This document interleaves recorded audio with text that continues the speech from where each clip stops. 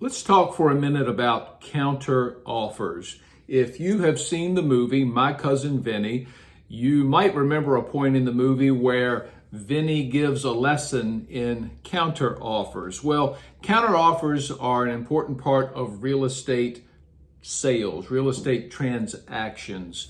And more often than not, when an offer is made on a piece of real estate, there's a counter offer. Now, there is such a thing as that offer being perfect, exactly what the seller is looking for, and a seller being excited to have a bite, and they just sign the offer the way it is, and that does happen.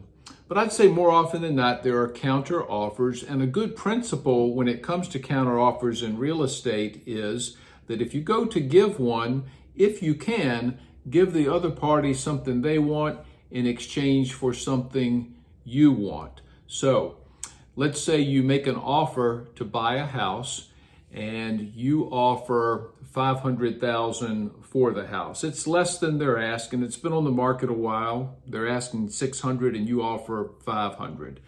Well, that seller might come back and say, nope, not willing to do that. I will do $575,000.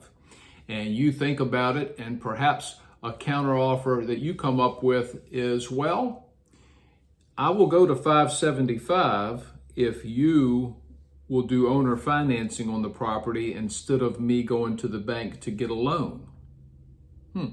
You've given them what they were looking for, but you've also thrown in something that could make it better for you.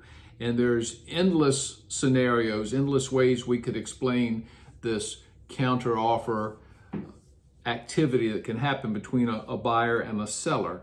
But just remember, no matter what end you're on, if the offer is a little less than what you had hoped for, perhaps you can concede to the other party, but don't do it without asking for something back in return if you can.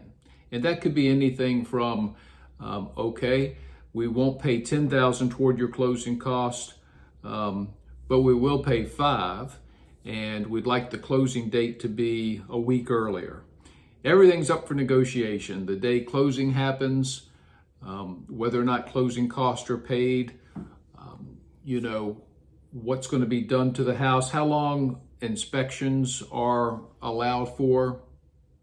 Counter offers are just part of real estate, and as you go to buy or sell real estate, expect to be in a situation where you're given one. Maybe it'll be perfect and you'll sign it, but if not, maybe you can tweak it a little bit. Give them something they want in return for something you want. And most of these back and forths lead to successful transactions.